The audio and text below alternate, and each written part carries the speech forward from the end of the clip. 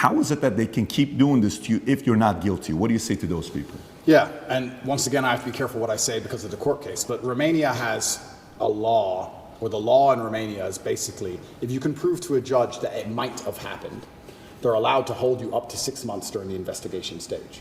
If I was guilty of anything, I would have been charged long ago. And we're going to talk about charges soon because I still believe they're going to attempt to charge me. But we're now approaching the end of the 6 months they can keep me under a form of arrest for without charge.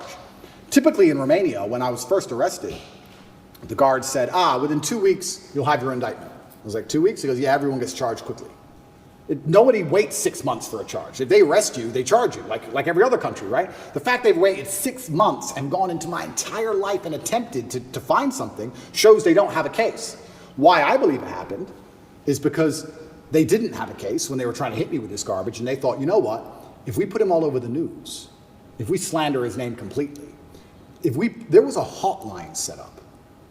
If you're a girl who's been hurt by Andrew Tate, call this number in the UK. A hotline. So they were attempting to use the media to find what they wanted. Months go by, months go by, months go by, case file's empty, nothing's happening. My lawyer's saying, when are we gonna close this case file? Like, yeah, we're just waiting for some papers, we're gonna close it, we're gonna close it, we're gonna close it. Around the time I was canceled, things started appearing in the case file again. They start spying on me again. Very interesting that it happened around that time. I don't know if they understood that I wasn't protected by the political class of the USA. I don't know what happened. They started to build this case, and they spied on me for all of these months, spending millions of euros, spying on me everywhere I went, trying to find evidence of a crime. Eventually, they get to the end of their legal limit to spy on me, and they don't have any crime. They don't have anything. So in my current court case, we have 2 Americans who lied, the ones who we have the conversations between them saying they're going to get an Oscar for lying to the police. We have the CCTV of them coming and going. We have their Uber records showing they can travel the country freely. We have their phone calls with their mother where they're saying, yeah, he didn't hurt me, and my boyfriend caught me. We have all of it. We have all the evidence. We have those 2, and then there's nobody else who could possibly even take the stand. I don't believe, as high level as this Matrix attack is, I still don't believe a Romanian judge is going to put me in jail with the dossiers. I've seen it. It's garbage. I don't think I'm going to end up in jail.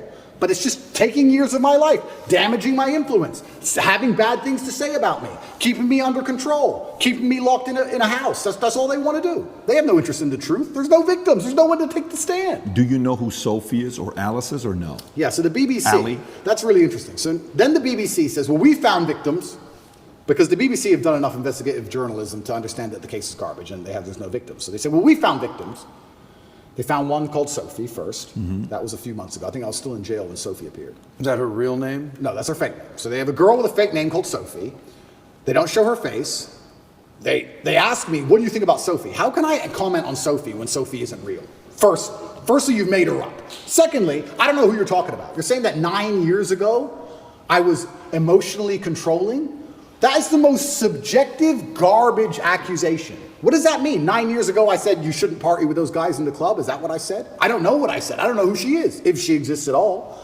And they're saying 9 years ago, you were emotionally controlling. Sophie said so. Who's Sophie? We're not telling you. What's emotionally controlling mean? We're not telling you. What comment do you want me to? If this person even exists, which they don't, then I destroy the BBC, make it very clear to them that Sophie doesn't exist, on repeat, because she doesn't. And 2 days later, Alice appears. What's interesting about this is that DCOT, the federal agency inside of Romania, along with help from international partners, have tried so hard, spending millions of euros with federal level tools to find a victim so they can put me in jail. And they can't find anyone. But the BBC just pulls them up whenever they want. The BBC does. Where do these people come from? And I say this every single time. If anybody believes they've been wronged, male or female, by me, go to the police. Go to the police. I encourage you to go to the police. All these people say, we don't want to go to the police. We just want to stay on the news. What, is that because you're not real? Is that why? That's pretty convenient. I mean, I thought I was a bad person. Why don't you go to the cops? Oh, because you have no evidence and it doesn't exist? That's why. Are all these accusers in the UK, not even in Romania? Not even in Romania. So Sophie and Alice are supposedly both from the UK. And Alice's story To correct, it's not Alice. I said Alice, it's Evie. Evie or Evie or something like that. Evie. It's all made up names. It's all made up names. Yes. So Evie, we could call whatever name we want. But yeah, Evie is saying 13 years ago I choked her or something. Yeah. By the way, when is the 6-month time limit? End of this month. Okay.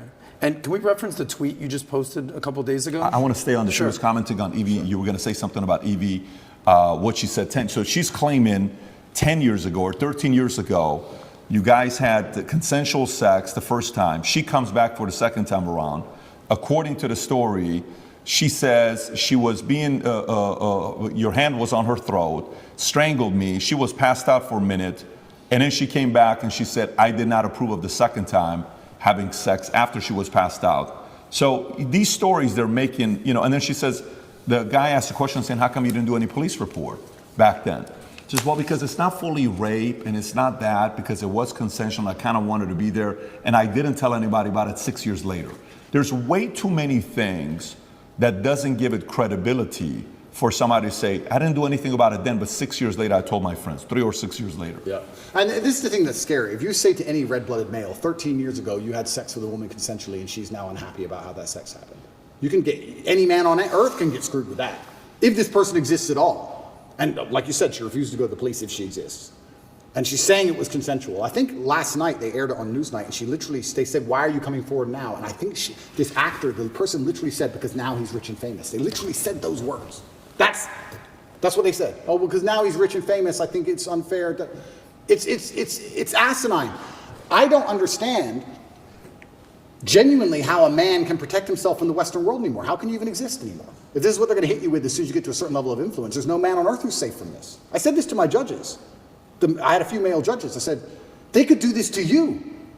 They could do this to anyone. They can do it to you or me or any man watching this. Any man watching this. They can put in the BBC, 9 years ago you did something. They won't tell you her name. They won't give you any chance to defend yourself because you have no idea what they're fucking talking about. And they will print it on repeat until you lose your job and lose your bank and lose your social media. And then you're going to sit there bankrupt and depressed. And then they're just going to move on from you. And if you don't die, if you're like me, a cockroach who refuses to die, if you sit around and refuse to go away, they're going to make up a new one. It's crazy. And it's genuinely scary. And you're not safe from it anywhere anymore. I will say right now on this podcast, I encourage absolutely anybody who believes I've harmed them, male or female, to go to the police with evidence and we'll go to court. Let's do it. I don't harm people. If I was harming people, I wouldn't be out here as open as I was. The biggest criminals and the biggest gangsters and the most heinous people on earth don't have social media. You know this. If I see a guy with an Instagram pretending he's a gangster, he's not a gangster. The real gangster hasn't got Instagram.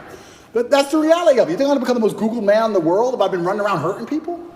It's absolutely insane. And I think there has been a shift in the consciousness. I think, especially because of COVID and a few other things, people are starting to understand that all these people do is lie.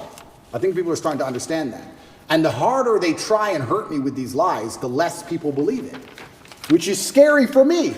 Like I said earlier, it's scary. They keep coming up with more garbage. The bullets keep bouncing off.